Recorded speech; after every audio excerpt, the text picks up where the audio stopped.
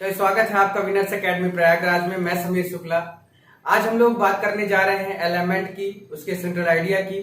कैसे लिखना है अपनी भाषा में, आसान से शब्दों में, वो शब्द जो आपके हों, आपके अपने शब्द हों, आपको कहीं से कोई कॉपी ना करनी हो। और सबसे पहली बात तो मैं आप लोग सभी लोगों का पूरे तहे दिल से, पूरे शरीर से मैं आप लोगों का शुक्रिया अदा करना चाहूंगा कि जो ये कारवां चला 2-3 महीने पहले, वो आज आपके सहयोग से आपने उसको 2000 सब्सक्राइबर तक पहुंचाया है। मैं आशा करता हूं कि मैं आपको इससे अच्छे से अच्छे वीडियोस प्रोवाइड करूंगा और बहुत जल्दी, क्योंकि थोड़ा सा सिस्टम अभी नहीं बन पा रहा है, लेकिन हो सकता है 2-4 दिन में मैं आपके सामने डेली लाइव आऊं और क्लास मेरी 7 बजे होगी। तो प्लीज चैनल को आप लाइक करें, शेयर करें, सब्सक्राइब करें, कमेंट करें, क्योंकि हम लोग बस यही डिमांड करते हैं और कोई डिमांड नहीं, वो मैं डेली बोलता हूं।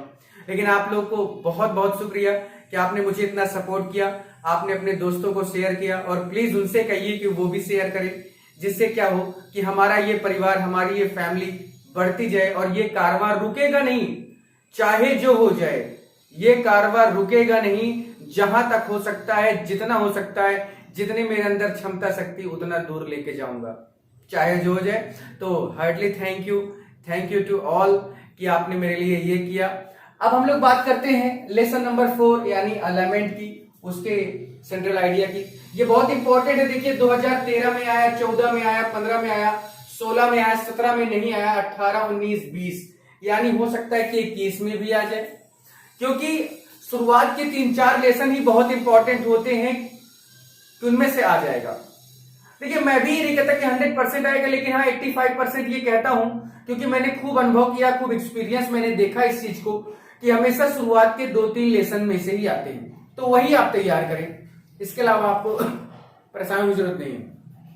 हम लोग शुरू करते हैं अपने सेंट्रल आइडिया को, अपने शब्दों में लिखना है। तो शुरुआत करते हैं। सबसे पहला जो शब्द होता है हम लोग का कि इन दिस पोयम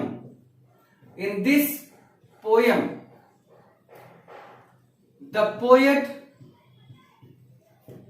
तो इस पोयम में कवि जो है एक्सप्रेसेस क्या एक्सप्रेसेस कर रहे हैं भैया? हिज ग्रीफ, अपने दुख को, वो अपने दुख को क्या कर रहे हैं? व्यक्त कर रहे हैं, ठीक है। And he is very disappoint, और वो बहुत दुखी है। ही is very disappoint because of, अब भैया दुखी क्यों है? क्योंकि वो अपनी लाइफ में उन्होंने बहुत सारे फेलियर्स देखे। बिकॉज ही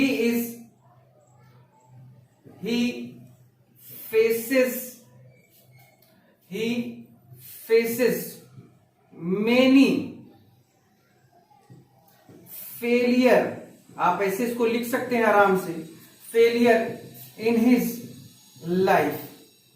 यानी इस पोयम में पोएट जो है वो एक्सप्रेस कर रहा है, यानी व्यक्त कर रहा है क्या? अपने दुख को। And he is very disappoint, और वो बहुत निराश है, क्योंकि he faces many failure in his life, क्योंकि उन्होंने अपने जिंदगी में कई बार असफलताओं को देखा है, कई बार असफलताओं को उन्हें देखने का मौका मिला अपनी खुद की जिंदगी में, ठीक है।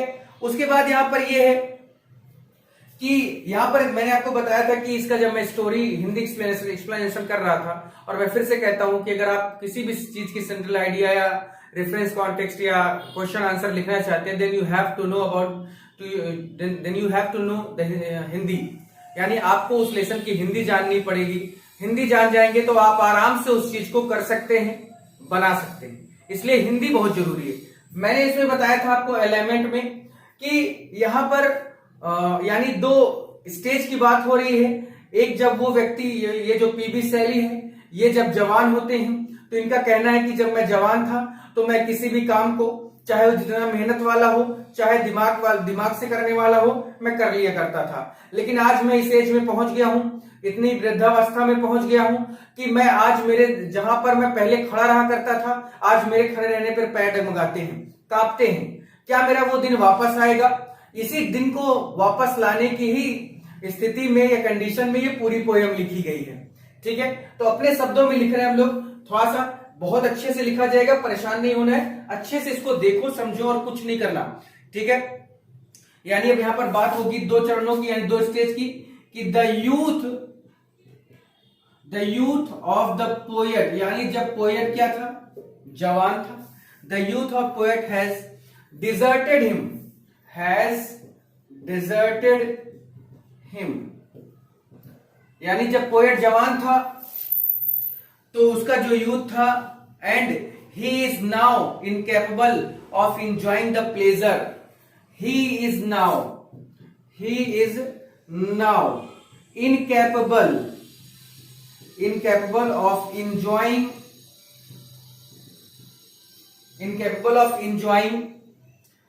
the pleasure, इसको मैं पूरा भी इसका एक्सप्लेन करता हूं भैया, ठीक है। Pleasure offered by the nature. अब यहां थोड़ा एक्सप्लेन करूंगा मैं कि यानी उन्होंने अपनी जिंदगी में बहुत सारी असफलताएं देखी।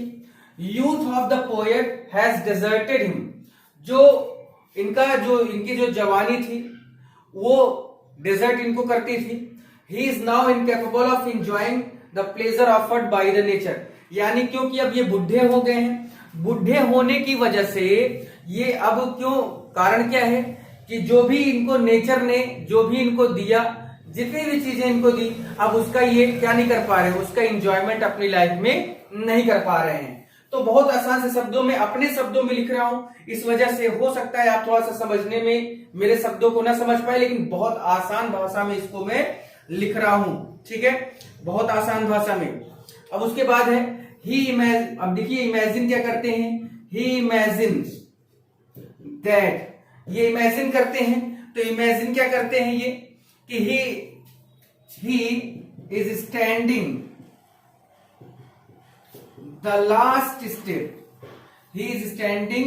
The last step of time, यानी ये सोचते हैं कि अब मेरा समय खत्म हो चुका, क्योंकि मैं तो बुढ़ा हो गया हूं, मेरा समय खत्म हो चुका है, और मेरा समय खत्म होने के बाद अब मेरे लिए ये जिंदगी किसी काम की रह नहीं गई है। इसी वजह से इन्हें ये लगता है कि मैं अब किसी मतलब का नहीं रह गया, क्योंकि जब ये जवान थे तो बहुत आसानी से सारे काम करते थे, मैंने आपको बताया बहुत बड़े बड़े काम। लेकिन अब क्योंकि बुढ़े हो गए, दूसरा स्टेज शुरू हुआ है, एक इंसान का दूसरा स्टेज बुढ़ापा ही तो होता है। उस एज में अब ये सोचते हैं कि ये इनका लास्ट स्टेप है, यानी समय के अनुसार देखा जाए तो अब मेरे पास केवल मरने का इंतजार करने के अलावा और कुछ नहीं है। इसलिए कह रहे हैं कि he is now incapable of enjoying the pleasure offered by the nature, यानी ये अब उस सारी खुशियों को एंजॉय करने में क्या है, असक्षम है, जो इन्हें नेचर ने दी है, ठीक है। उसके बाद है कि ही लुक्स, अब ये थोड़ा सा और पीछे अपने जवानी के बारे में सोचते हैं कि he looks at his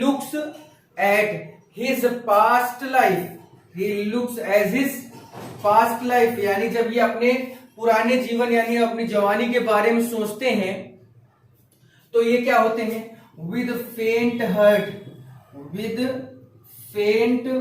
hurt, यानी ये बहुत ज्यादा क्या होते हैं, दुखी हो जाते हैं, ठीक है। और एंड उसके बाद है he feels would the day, यानी क्या वो दिन वापस आएंगे, would that days come again, क्या वो पुराने दिन वापस आएंगे, इनका यही कहना है कि क्या ये पुराने दिन वापस आएंगे।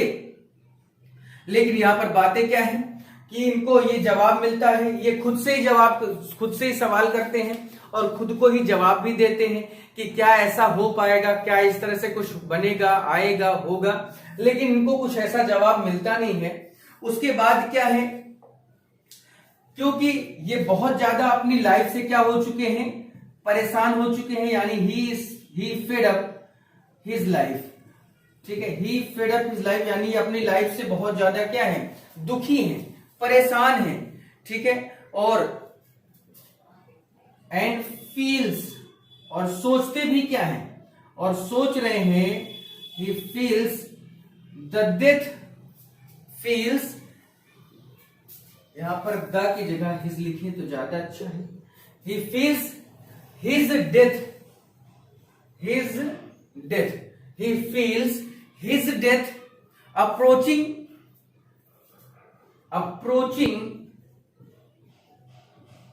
slowly and surely। देखिए यहां तक की हिंदी समझते हैं पहले थोड़ा सा, ठीक है। थोड़ा सा ये एक ऐसी, देखो जैसे हम लोगों ने कैरेक्टर ऑफ हैप्पी लाइफ पढ़ा था, तो उसमें बड़ी आसान सी भाषा में ये लिखना था कि एक मनुष्य, खुश मनुष्य का जीवन कैसा हो सकता है। ऑन हिज ब्लाइंडनेस हम लोगों ने पढ़ा था, तो उसमें हम लोगों ने देखा कि एक आदमी अंधा है, वो भगवान से शिकायत करता है। ट्रू ब्यूटी में हमने पढ़ा कि सच्ची सुंदरता क्या होती है। आज हम लोग ये जो पढ़ रहे हैं एलिमेंट, यानी जो शोक गीत पढ़ रहे हैं ना, ये जो चीज है इसको हम लोग एलेजी बोलते हैं। क्या बोलते हैं? एलेजी बोलते हैं। अब एक सबसे बड़ी समस्या इसमें क्या है कि इसमें कोई स्टोरी नहीं है, तो आपको कुछ ऐसा ही सोचना है जैसा राइटर ने सोचा है, जैसा पोएट ने सोचा है। तो सोचता क्या पोएट की, in this poem the poet expresses his grief, यानी इस पोएम में पोएट अपने दुख को क्या कर रहा है, व्यक्त कर रहा है। And he is very disappoint, वो बहुत दुखी है।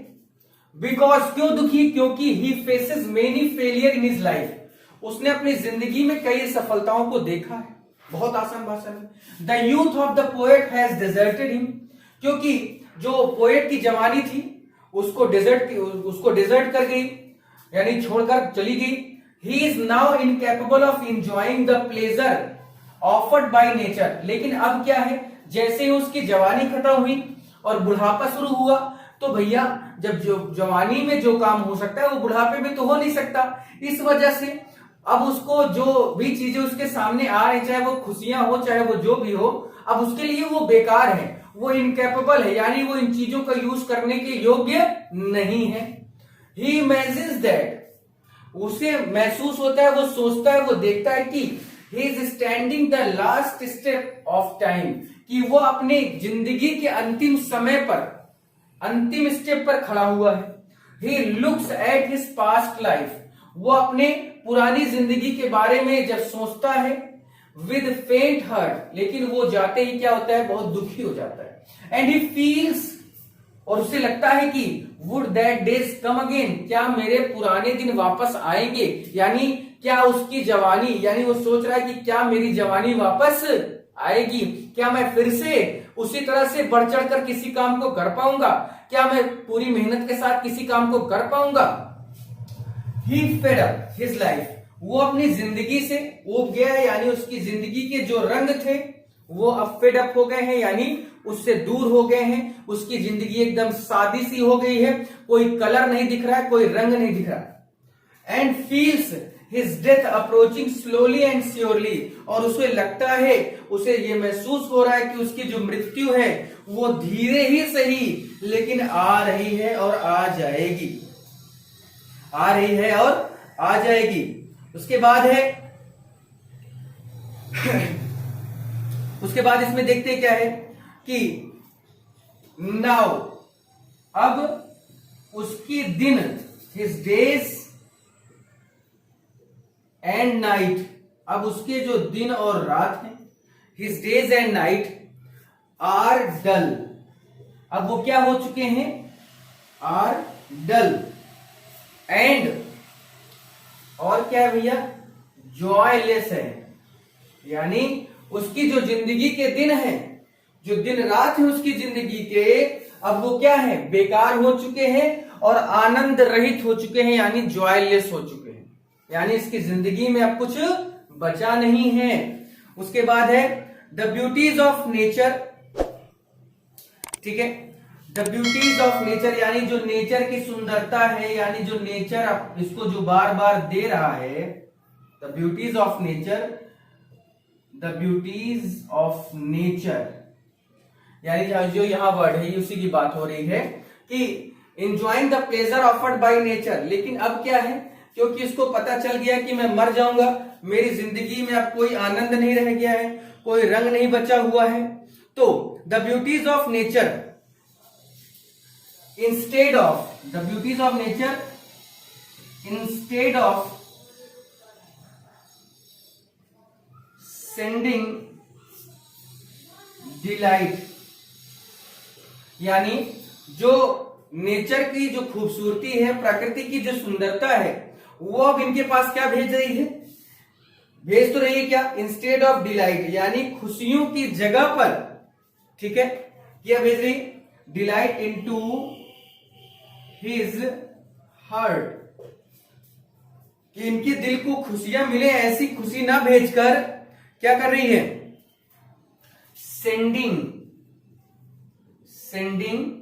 ग्रीफ, क्या भेज रही है? इन्हें दुख भेज रही है। यानी इनका मानना है, इनका कहना है कि जो नेचर है, क्योंकि अब ये थोड़ा सा भाई बुढ़े तो हो ही गए हैं, उस समय एक समय था जो इनका प्राइम टाइम चल रहा था, जवानी थी, कुछ भी कर सकते थे। अब बुढ़ापा आ गया, इनको लग रहा है कि अब मृत्यु आएगी और जरूर आएगी, चाहे धीरे धीरे आए। इनकी जिंदगी में कोई रंग नहीं रह गया, यानी इनकी सादी सिंपल सी लाइफ हो गई है और ये अपनी मृत्यु का इंतजार खुद भी कर रहे हैं। और इन्हें अब ये भी लगता है कि क्योंकि मैं नेचर के द्वारा जो मुझे खुशियां मिल रही हैं, मैं उसका एंजॉयमेंट नहीं ले पा रहा हूं, इस वजह से इन्हें लगता है कि अब ये नेचर भी मुझे खुशी नहीं दे रही है, ये मेरे लिए सिर्फ क्या दे रही है?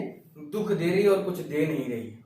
ठीक है, तो खैर आज के लिए इतना ही। मैं अब बात करता हूं इसकी थोड़ा सा आगे, कि अगर आपको कोई दिक्कत है तो मैं फिर से नंबर लिख रहा हूं, मैं डेली नंबर लिख देता हूं। अगर किसी बच्चे को दिक्कत है then he can call me, ये इस नंबर पे कॉल कर सकते हैं 63 86 47 15 51।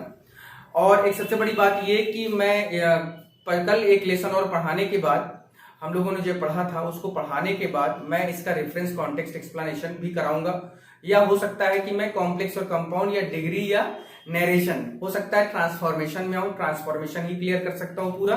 ठीक है, खैर उसका देखते हैं, क्योंकि जनवरी फर्स्ट वीक मैंने बोला है तो मैं उस पर जरूर वर्क कर रहा हूं, काम कर रहा हूं। लाइव भी बहुत जल्दी आपसे मिलने वाला हूं, तो बिल्कुल परेशान मत होना। ये जो मैं वीडियो बता रहा हूं, जो मैं दे रहा हूं, इसको बस लिखते चलो अपने शब्दों में, फिर मुझे बताना कि कोई दिक्कत हो। और प्लीज इसी तरह आप सपोर्ट करते रहें, आपके सपोर्ट की बहुत ज्यादा जरूरत है। Thank you very much. चलिए आज के लिए इतना ही, थैंक यू।